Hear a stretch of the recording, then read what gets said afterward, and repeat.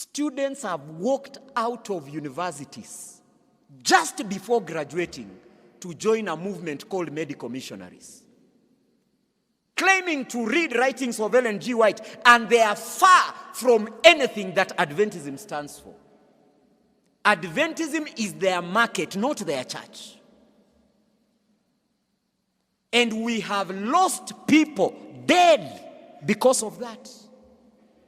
But when we mature, we will not be tossed about by people here and there with all kinds of their craftiness. Be no longer infants who are easily conned by all sorts of glamorous teachings.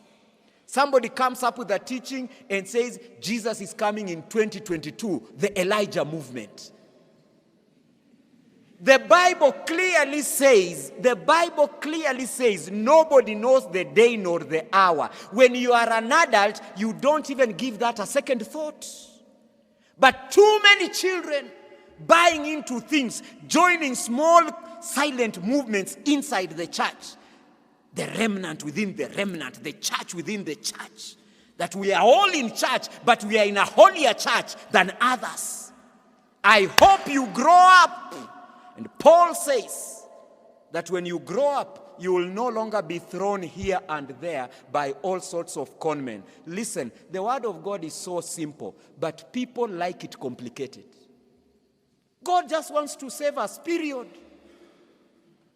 Be no longer infants who don't know that fire burns, that false worship of demons has negative effects. Be an adult who knows that if God has not chosen that way, I don't need to see a witch doctor. I don't need to go to people who will do some magic science. No, grow up.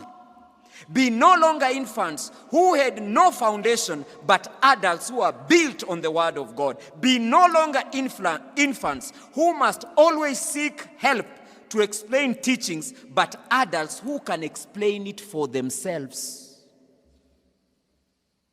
Somebody meets you and says, where in the Bible does it say that the Sabbath is Saturday? Hello, Pastor, I had a question to ask you. Where in the Bible does it say the Sabbath is Saturday? I can answer day 1, day 2, but in the process also learn and mature, so that when you are asked the 10th time, you can explain it for yourself.